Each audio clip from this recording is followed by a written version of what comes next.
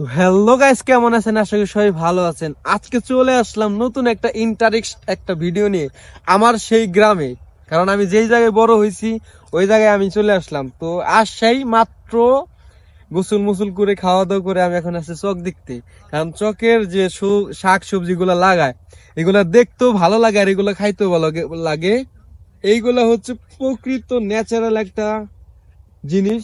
এইগুলা যারা লাগায় তারা অনেক কষ্ট করে, তারপরও আমরা কিন্তু ওই দাম দিয়ে জিনিসটা পাই না। আর হচ্ছে তো গাইস, আর বেশি বক বক করবো না, আপনারা সুন্দর করে একটা সিনেমাটিক ভিডিও দেখে আসেন।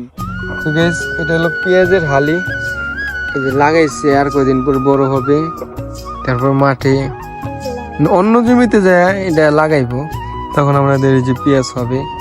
তো এরকম ভাবে আর কি গ্রামের এইগুলা সবকিছু করে।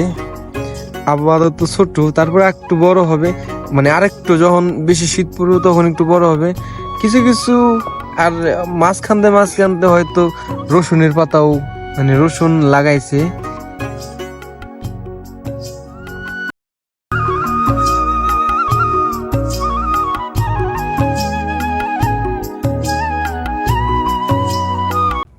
তো গাইস, আমরা চকে এসে কিন্তু একটা জিনিস দেখছি, ওইটা হলো রংধনু। না না না, সরি সরি সরি, ওইটা রংধনু না, ওটা রকেট গেছে, এর জন্য হয়তো সাদা হয়ে গেছে।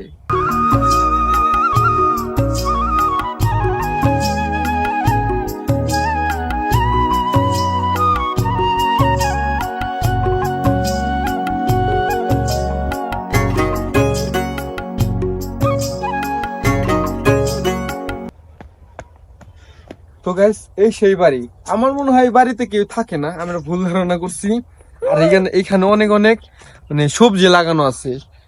আপনার হচ্ছে পেঁয়াজ, তারপরে যার নাই গুণ তার নাম বেগুন, এইটাও লাগানো আছে, টমেটো, মানে অনেক অনেক ধরনের সবজি আছে।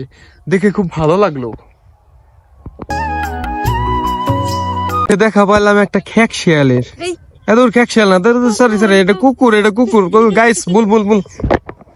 তো গাইস, আমার চোখে আর একটা জিনিস পড়ে গেল, সেটা হলো এই চকের ভিতরে এত বড় নদী কিভাবে আসলো, যা লাফ দিয়ে ফাল দিয়ে পার হতে হচ্ছে। তো অবশেষে পার করে ফেললাম। অনেক বকর বকর করলাম আর অনেক ফাইজলিম করলাম, যাই হোক। তো অনেকদিন পর ভিডিও বানাইলাম, মানে কথাবার্তা অনেকগুলাই চেঞ্জ হইতে পারে, তো ভুল টুটি মাফ করে দিবেন। আর আমার ভিডিওটা কেমন লাগলো এইটা অবশ্যই অবশ্যই আপনারা কমেন্টের মাধ্যমে জানাবেন। তো জানালে আমার আরো ইচ্ছা শক্তি বেড়ে যায়। আর আপনার এই ভিডিওটা যদি ভালো লেগে থাকে কমেন্টের মাধ্যমে সবকিছুই বলবেন। আর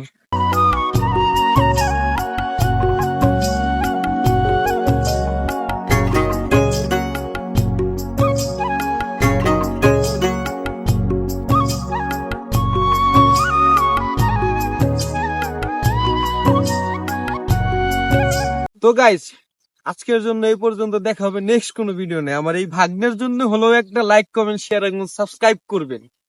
টাটা দাও।